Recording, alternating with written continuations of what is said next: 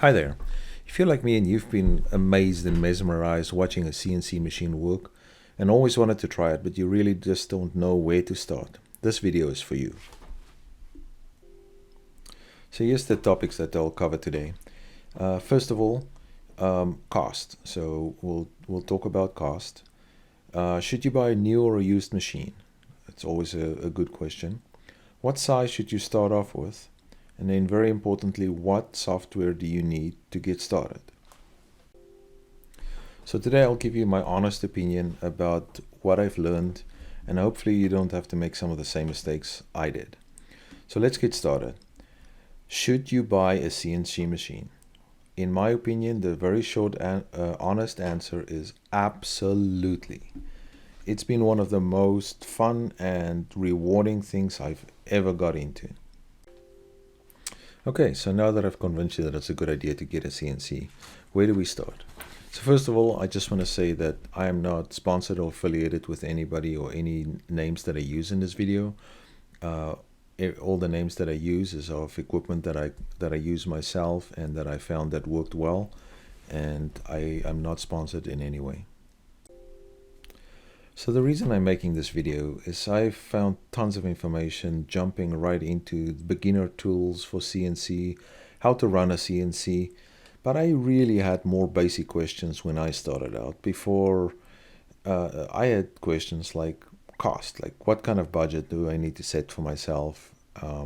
Where do I start with that? Should I look at only new machines, or can I get away with a used machine and get started? What size machine do I need? Like what do I buy? We can maybe talk about a little bit about brands. I only have experience with two, but I can give you my experience with that.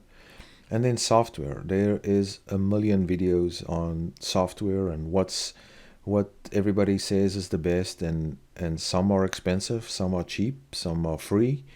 And what do you really need? And then when you have basic questions and people jump right into how to use the software, and they talk about G-code generation, and I had more questions than the stuff that I found. So I thought I would take a step back and make this video for the absolute beginners like me, and how I weeded through all this information and wanted to share it with you. Another question is, what kind of bits do you need? Do you need to go and buy 10 different router bits and to even get started? So we'll have a little discussion about that too.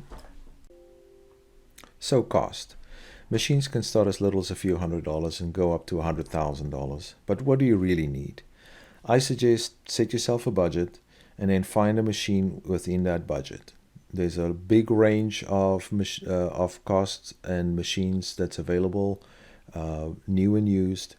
And my suggestion is to start small. But a key component to when you're setting a budget is make sure you leave room in that budget for some software. And we'll get to that. Okay, so should I buy new or should I buy used? So I can only tell you about my own experience. I've owned two machines so far, and both were used, and I've had a great experience with that. Both fell within my budget.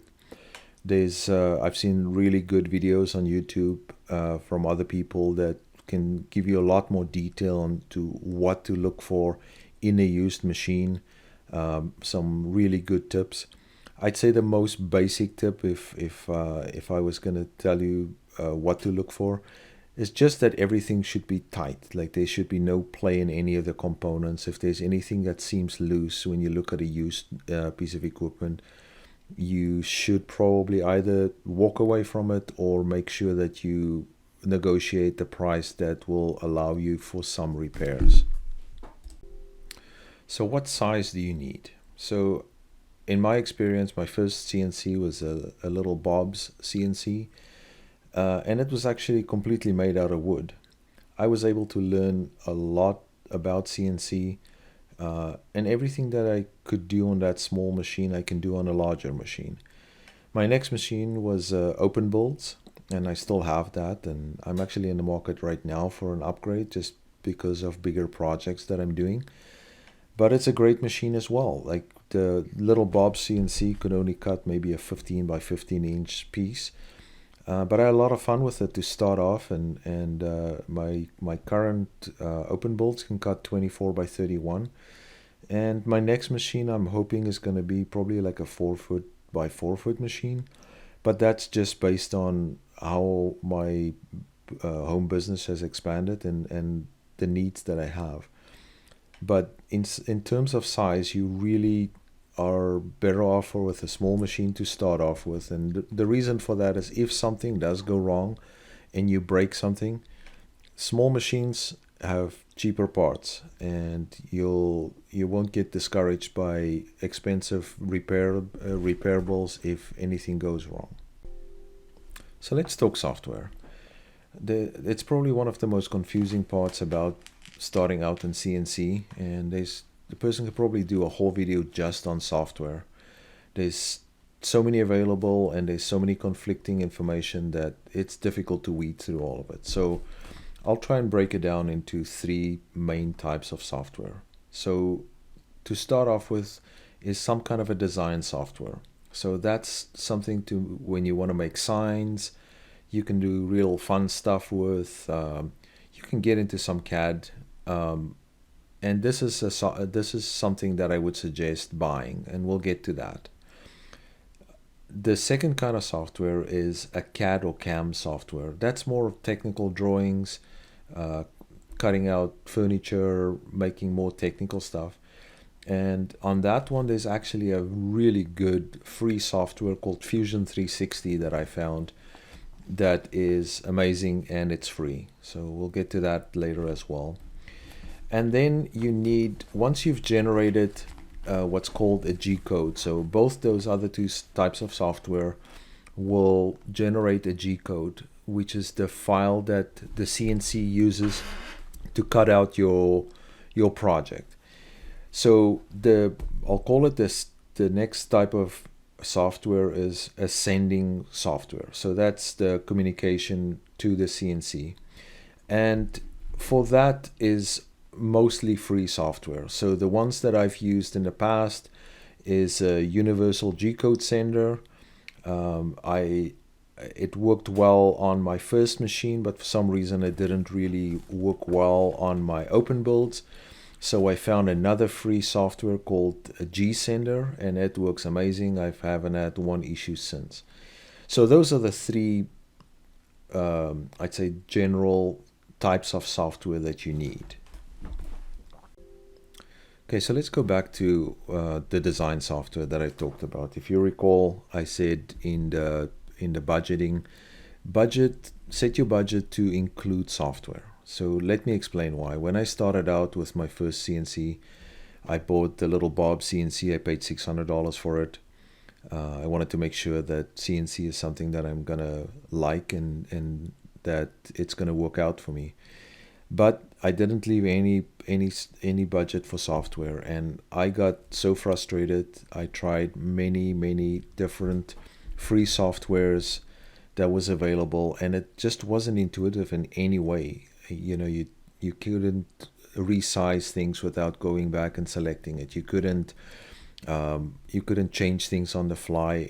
It frustrated me, and I really wasn't using the CNC because it took me so long to make a little piece that I could even manipulate or do anything with, that I really didn't use the CNC very long. And basically just before the day I decided I'm going to either give up on CNC or I'm going to go buy some software, I did lots of research, and the one that I found was Vectric VCOV Desktop, and I decided to buy that. It cost me, I think it's $350 US, and that was the best thing that I ever did. Like that was the turning point in me using a CNC.